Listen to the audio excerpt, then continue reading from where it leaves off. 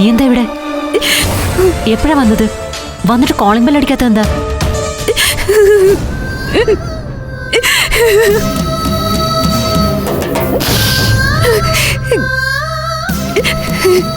Madam എന്നോട് ക്ഷമിക്കണം.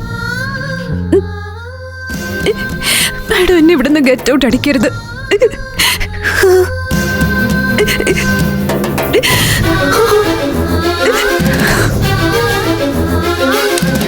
ചേട്ടത്തി,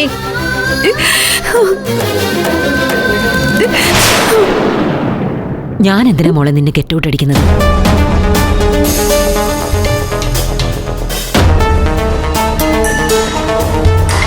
നേരത്തെ പ്രൊഫസർ അന്നാകുരുവിനോടൊപ്പം വന്നപ്പോഴും ഞാൻ നിന്നോട് ഇവിടുന്ന് ഇറങ്ങിപ്പോവാൻ പറഞ്ഞോ? ഇല്ല,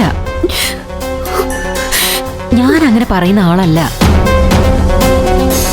ഞാനൊരാളെ എന്റെ മനസ്സുകൊണ്ട് ഇഷ്ടപ്പെട്ട അയാൾ എന്റെ മനസ്സിൽ നിന്ന് മാഞ്ഞു പോകുന്നത് വരെ അയാൾ എനിക്ക് പ്രിയപ്പെട്ടതായിരിക്കും.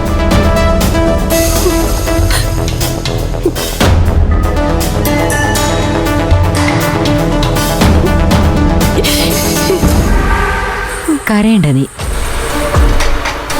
ഒരിക്കലും ഇന്ദീവരത്തിന്റെ മണ്ണിൽ നിന്ന് ഒരു പെണ്ണും കരയാൻ പാടില്ല. നീ ഇപ്പോൾ ഉള്ളത് മഹേശ്വരി കുഞ്ഞമ്മയുടെയും ഭാനുമതി കുഞ്ഞമ്മയുടെയും മുന്നിലാണ്. സമാധാനവും സന്തോഷവും മാത്രമേ നിനക്കിനി ഉണ്ടാവൂ.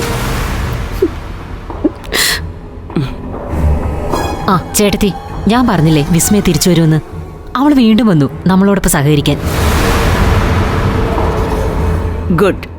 നല്ല കുട്ടികൾ അങ്ങനെയാ. വിസ്മയ വെറും മിടുക്കിയല്ല, മെടുമിടുക്കിയാണെന്ന് എനിക്ക് നേരത്തെ തോന്നിയിരുന്നു.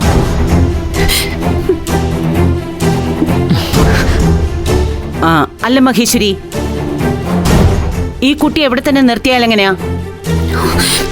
മുഖം കണ്ടാലറിയാം ഒരുപാട് യാത്ര ചെയ്തും കഷ്ടപ്പെട്ടുമാ ഇവിടെ എത്തിയതെന്ന്.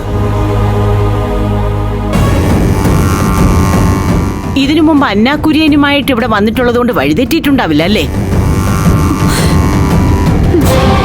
ആ അതാണ്. അപ്പൊ മോള് വാ, വന്ന് ഫ്രഷ് ആവ്, എന്നിട്ട് നമുക്ക് എന്തെങ്കിലും കഴിക്കാം. എന്താ? കഴിക്കാനല്ല ഞാൻ വന്നത്, യാചിക്കാനും. എന്റെ ചേട്ടന്റെ ജീവൻ തിരിച്ചു കിട്ടണമെന്ന് യാചിക്കാനും. ഫ്ലവേഴ്സ് ഒരുക്കുന്ന കാഴ്ച വസന്തം യൂട്യൂബിൽ പ്രേക്ഷകർക്ക് ലൈവായി കാണാം. ഫ്ലവേഴ്സ് കോമഡിയിൽ ജോയിൻ ചെയ്യൂ, ആസ്വദിക്കൂ.